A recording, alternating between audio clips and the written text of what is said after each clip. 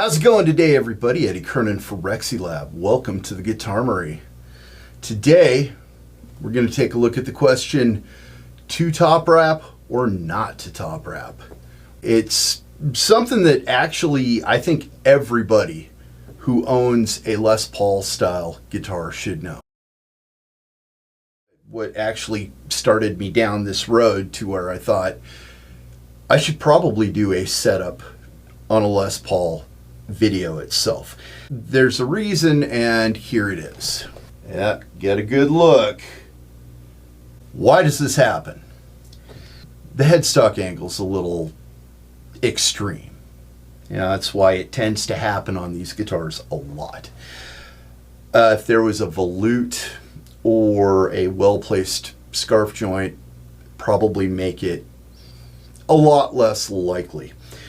Using a lighter gauge string can really help out too, but something that can really help is top wrapping, but we don't have to do that. In fact, I'm not going to top wrap this guitar because the client didn't ask for it. So I'm going to show you what we can do instead of top wrapping and explain why top wrapping is a good idea, why it's a good thing. There's something else that you should be aware of too, and that is the bridge. You actually crush the bridge, and this bridge is at the very beginnings of being crushed. Now I want to show you verifiable proof. This right here is a machine perfect straight edge. There's no gap. Now that we have this calibrated, quantified, and verified, let's put it on this bridge right here. Okay, you see the light through there? Not through the holes, but right here-ish. We can still avoid this. And the way that we do it is by not cranking down this tailpiece. The further down you crank it, the more tension you have on these strings. It also puts a lot of tension on the bridge. It can also put a lot of tension right up here. Something else that I do want to point out really quick, right here. Okay, you see that chip right there? What that's probably from is somebody taking a flathead screwdriver, a little small one, and putting it in there. You can see that that's just about exactly the amount of the size of damage right there. And it wiggles all around. A better choice would be one that just fits in there. This is the biggest flathead that I have, but it's not quite big enough. And that's why this is very expensive. But you know what? If you don't want to chew up your tailpiece studs, that right there's kind of what you need. Under normal circumstances, people really crank these things down. We're going to set this up with 10s. We're going to raise the tailpiece. We're going to have it up. The further up you bring this, the lighter the action gets. I know it sounds crazy. I didn't believe it myself, but if you think about it, when you put tension on something, it makes it tighter. When you crank this down, you're putting tension on it. You might say to yourself, well, no, because if you tune the string, then that's the tension, right? Well, no, the break angle here actually increases tension. This is where the bridge was. And that looks like a pretty sweet break angle right there. Maybe just a little lower. Now, here's the thing. If you absolutely hate this, and you might, and the reason that you might is because now when you're playing, you might hit the palm of your hand on the tailpiece stud or the tailpiece. That would be a good case to top wrap. Because if you top wrap, you can crank this thing all the way down and the strings are just going directly over the tailpiece. There are those out there right now. I know it. I guarantee it. I can feel it. Who are saying, no, you crank that thing all the way down so that you've got contact with the body for better tone and sustain. Well, let me show you something real quick.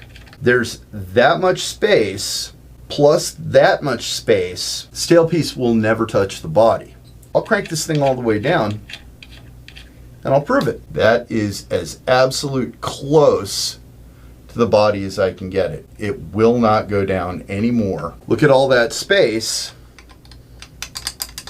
The tailpiece isn't touching the body at all. So the entire idea that cranking it down and having the tailpiece touch the body will increase your sustain, maybe. You know what? I'm not going to argue that. But is it worth the broken headstock? Is it worth the crushed bridge? My answer to that would be no. I will argue that. So if you've never taken a really good hard look at how steep that angle is, well, you get a good look there. Take it all in, and all that tension will crush that bridge. So I'm going to raise it up to where I would like.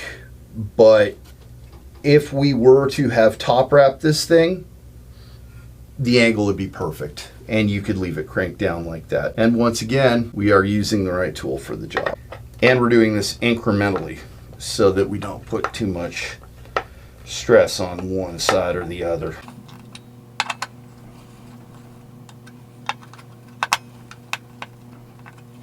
That right there is what I'm talking about if your wrist hits like that. But our height is good. Height's right, truss rod's right, in tune. That angle right there, that's a pretty good angle. So, do you need to top wrap? No. No, if you raise this thing up, you do not need to. To recap, these are very, very fragile. We want to be delicate with anything that's fashioned after a Gibson, you know, a Les Paul SG, whatever. Want to be really, really nice with them.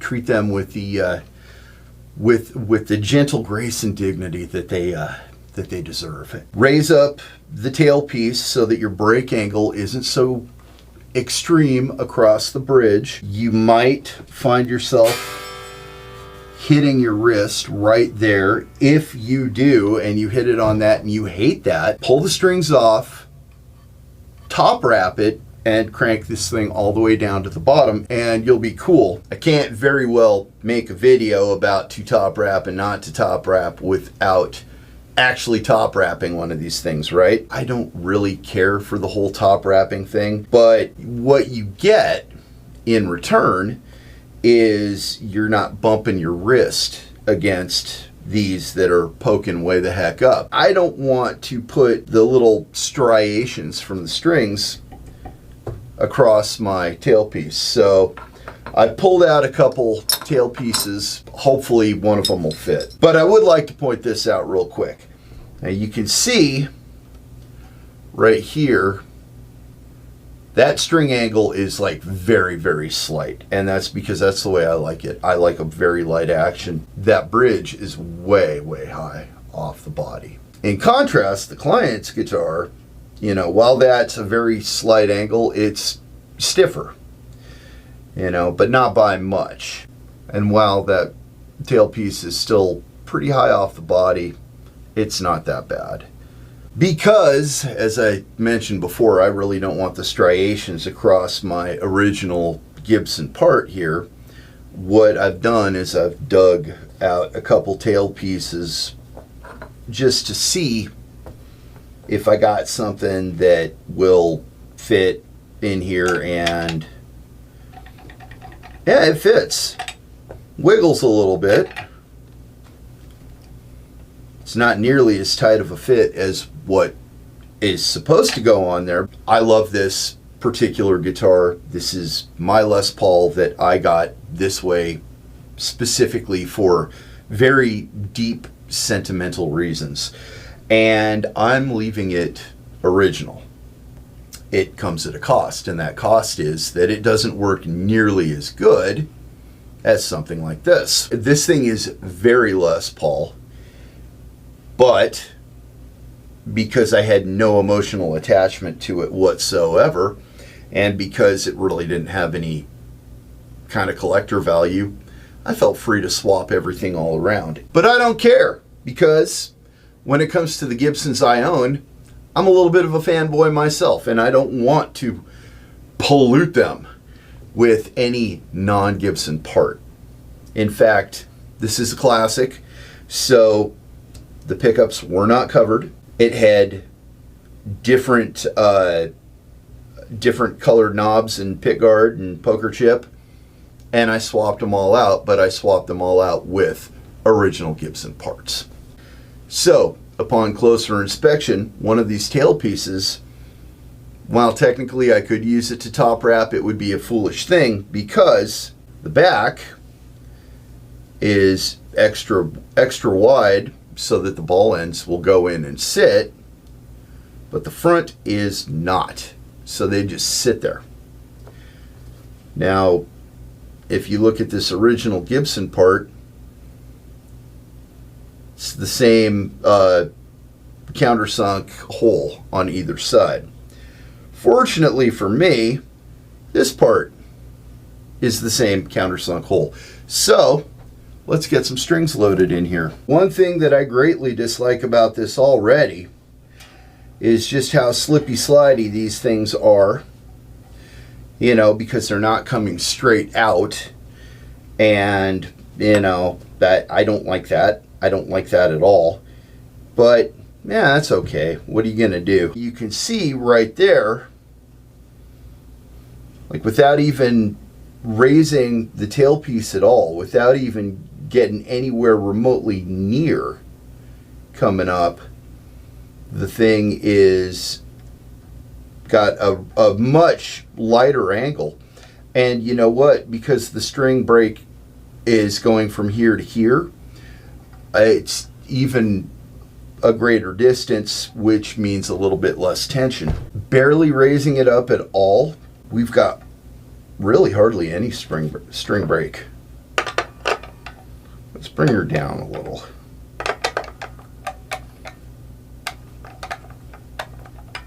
All I want you to really do is just see, you know, this right here, that's what we're looking at. You know, if that doesn't bother you, or if you think it looks cool, then, you know, it might be something to give a shot to. But you can see that break angle there, that's going to make your actual tension on the neck way less. You know, it will make it to where you're not really running the risk of crushing the bridge, and you're not putting as much tension on this no scarf joint, no volute headstock with that extreme angle. So unfortunately, you can't reach through the screen and grab each one of these guitars to play it and see which you like better. But now you know the reason behind why you would or wouldn't top wrap. Now, does it change the tone? You know what? To my ears, no. To my ears, no. And would it change the tone like more than, say, swapping the pickups? Definitely not. You know, so, you know, what will it change the tone more than putting locking tailpiece studs on? I would argue no. So, you know, is it going to change the way it sounds? My answer is I'm sure on some very minute level that my ears can't hear, it probably does, but I'm not really interested in that. I'm interested in protecting this fragile part and this fragile part of the actual guitar itself. So that's really about it. I highly recommend the next time you change your strings that you take something that you have actually tested to see whether or not it is perfectly flat and put it up on there and see if you're actually crushing your bridge concave. It's not always too late. So until next time, this has been Eddie Kernan for Rexylab, making the world a better place, one guitar at a time.